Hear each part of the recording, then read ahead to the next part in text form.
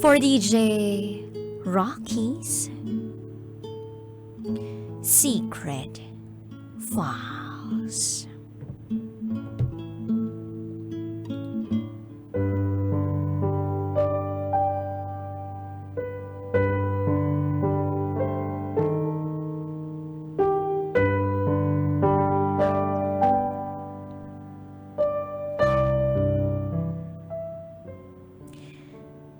Nakipaghiwalay ako sa jowa ko na 7 years para lang sa ex ko ng 2 months.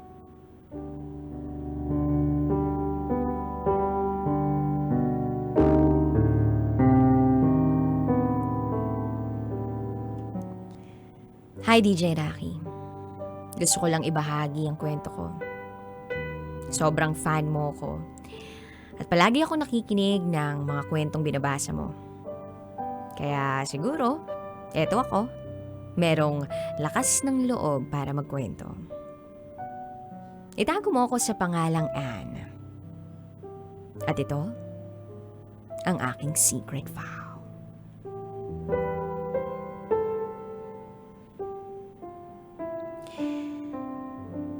First year college ako noon. At second year college naman yung boyfriend ko na si JM. Nagkakilala kami through my friend.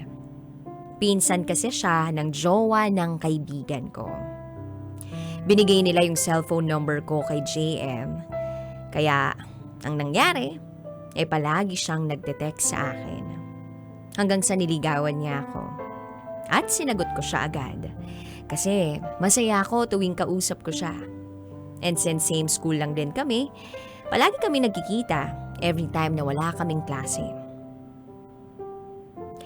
At dahil magaan ang loob ko sa kanya, okay ang lahat, dahil sa kanya, natuto akong uminom.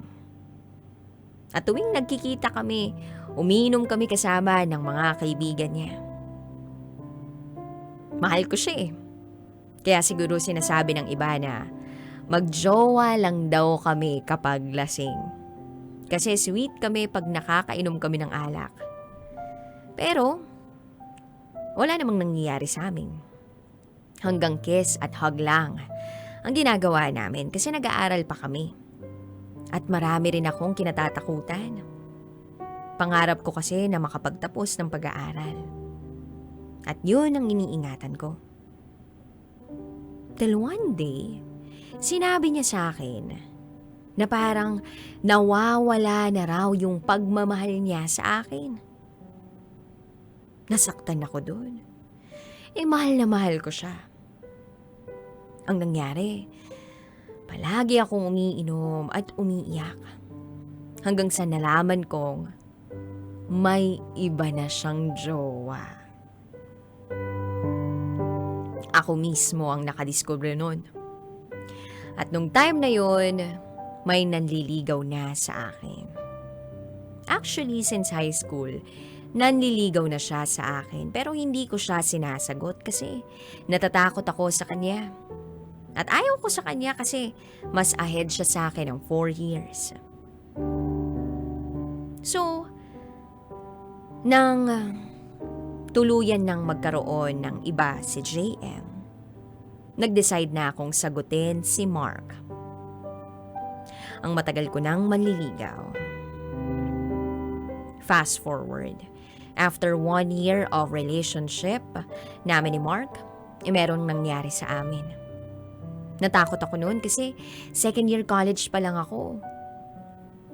Tapos sinabi ko kay Mark yun, na ayaw kong tumigil sa pag-aaral kung sakaling mabuntis ako. Then one day, binisita ako ng mama ko sa boarding house ko. At sabi niya, pasensya na, hindi na kita kayang pag-aralin. Single parent lang kasi ang mama ko. Hindi niya na raw kayang sustentuhan ang pangangailangan ko sa kolehiyo.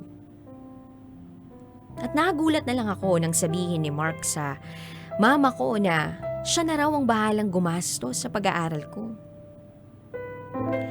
Sinabi niya rin na pasensya na po kasi nagalaw ko na rin po ang anak niyo. Dahil sa usapang yun, pumayag ang mama ko. Si Mark ang gumastos sa pag-aaral ko. Lahat ng luho ko ibinigay niya. Kahit hindi ko hinihingi, binibigay niya. Ganun ako kamahal ni Mark. Hanggang sa makagraduate ako ng college. Si Mark ang kasama ko sa graduation day ko. Fast forward, nakapagtrabaho ako sa isang bangko dahil na rin kay Mark. And then, hindi ko namamalayan sa loob ng 7 taon. Magkarelasyon pala kami. Okay kami, walang problema. Mahal niya ako. Mahal din ako ng pamilya niya. Pinaplano na naming magkaroon ng baby. Kaya lang, hindi kami mababiyayaan eh. Then one day, nag-propose siya sa akin. Pero hindi ko alam kung bakit ayaw ko pang maikasal. Although alam ko namang mahal ko siya. Yun yung alam ko sa sarili ko eh. Pero tumanggi ako eh. At dahil sa pagtanggi ko sa alok niyang kasal, naging seloso at mapaghinala siya sa akin. Every time na papasok ako sa trabaho, nag-aaway kami. Dahil pinaghihinalaan niya ako. Kahit wala naman akong ginagawang masama. Na-stress ako sa trabaho. At sumabay siya sa stress ko. Until one day, muling nagparamdam si JM.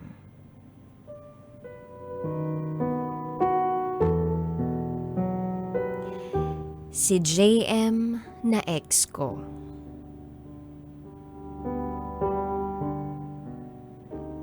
Nag-miss call siya sa messenger ko.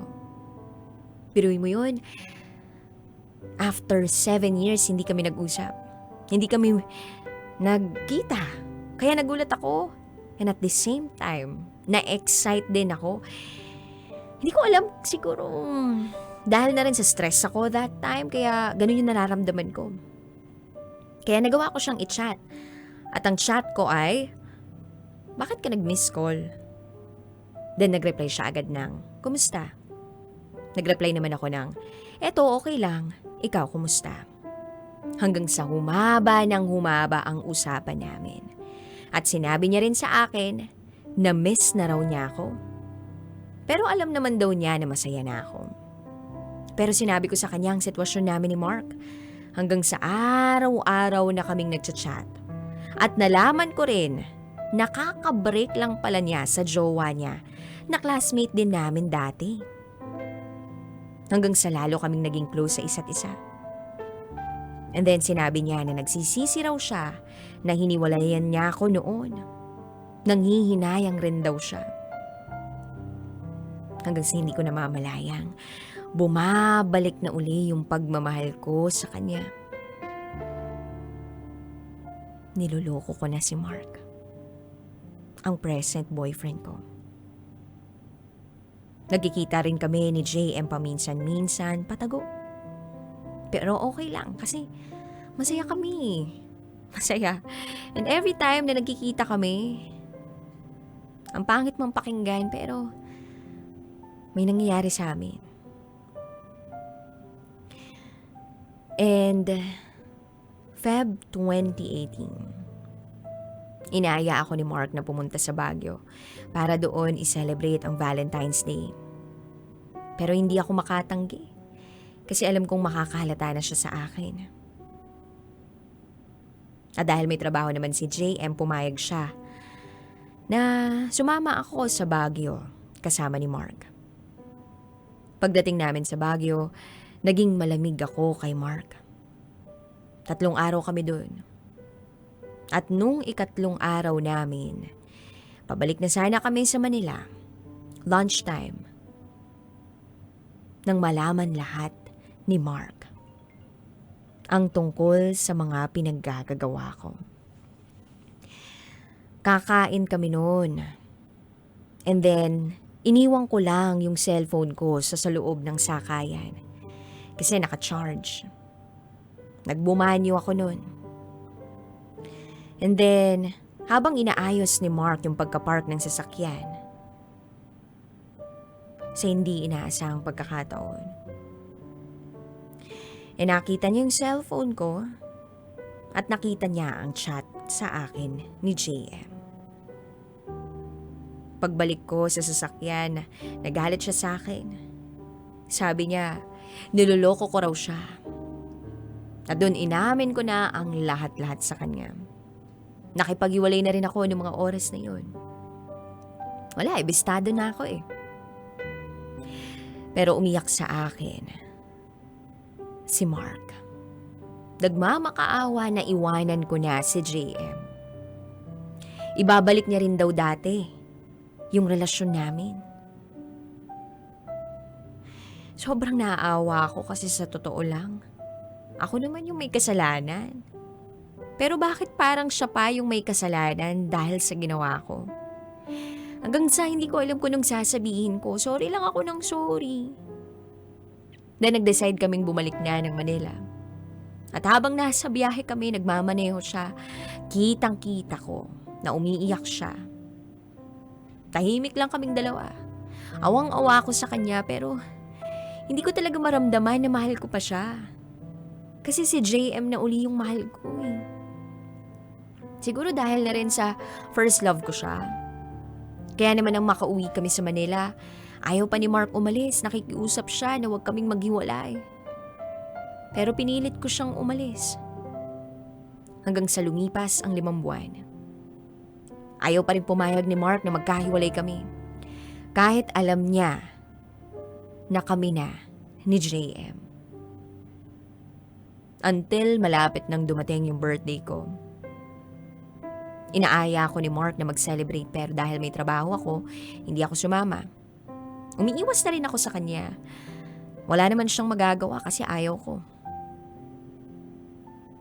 Then one day, parang napansin ako ng mga katrabaho ko na madalas akong maging maarte sa pagkain. Tapos sakitin ako. Nagtataka sila. Sabi nila sa akin baka raw buntis ako. Kinabahan ako. Natakot ako kasi hindi ko alam kung kaya ba akong panagutan ni JM. Oo, si JM ang ama kung sakali mang totoong buntis ako kasi wala namang nangyayari sa amin ni Mark dahil hindi na kami madalas magkita. Si JM lang ang lagi kong kasama. So kahit takot ako, nagpiti ako at nalaman ko na buntis nga ako. Kaya agad-agad kong sinabi kay JM ang totoo. Nagulat siya, pero sabi niya na handa naman daw siyang panagutan ako dahil anak naman daw niya ang dinadala ko.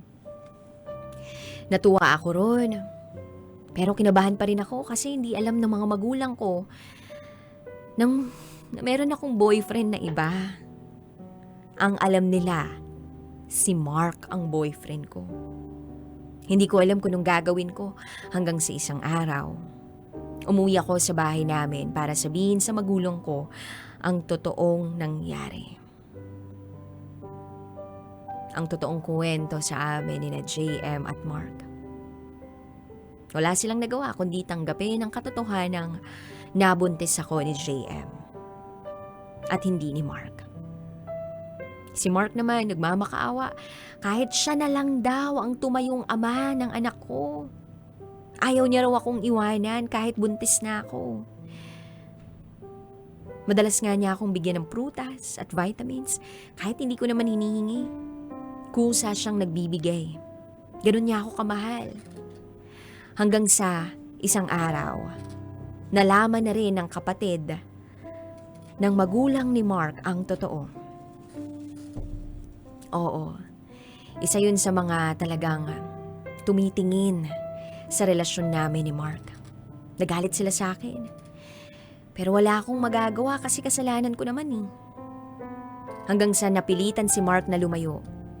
Kaya medyo nabawasan ako ng isipin. Umiwas na rin ako kay Mark. Nagdesisyon na rin si JM na magsama kami sa iisang bahay kaya pumayag ako. Ilang buwang nagsama kami. Kaya medyo malaki na rin yung tiyan ko noon. Nag-resign ako sa trabaho dahil masela ng pagbubuntis ko. May kunting ipon naman. Pero dahil laging nasa trabaho si JM, ako lang ang naiiwan sa bahay. Madalas, cellphone lang ang libangan ko. 5 buwan na ang tiyan ko noon nang mag-chat uli si Mark sa akin. Magkita raw kami. Ititreat niya lang daw ako para sa baby ko. Pumayag ako, nagkita kami sa isang mall. At habang kumakain kami, hindi ko inaasahan. Nasasabihin niya pa rin sa akin ang mga katagang, bumalik ka na sa akin. Mahal pa rin kita. Kaya ko namang sustentuhan kayo ng baby mo. At gagawin ko lahat-lahat para sa'yo, huwag ka lang mawala. Tapos sabi ko na lang sa kanya, tama na. Tama na Mark, mahalin mo na lang ang sarili mo, hindi na pwede. Huwag mong sayangin ang buhay mo dahil sa akin. May mas deserve kang ibang tao at hindi ako yun. After nun, hindi na kami nagkita uli. Binlock ko na rin siya sa Facebook ko. Nagpalit ako ng number para hindi na niya ako makulit. Hanggang sa nanganak na ako, wala na akong balita sa kanya. Naging maayos rin naman ang pagsasama namin ni JM. Natanggap na rin ng lahat ang nangyari. At nagawa kong maging masaya. At nalaman ko na meron na palang girlfriend si Mark. Magkakaanak na rin. And I am so happy for him. Kasi natupad niya na yung pangarap niya na magkaroon ng anak at masayang pamilya. May mga nagawa man akong pagkakamali sa nakaraan ko. Ang mahalaga doon ay natuto ako at pinanindigan ko kung ano man ang desisyon ko. Thank you po DJ Raqi, hanggang dito na lang. Muli, ako si Ann at ito ang aking secret file.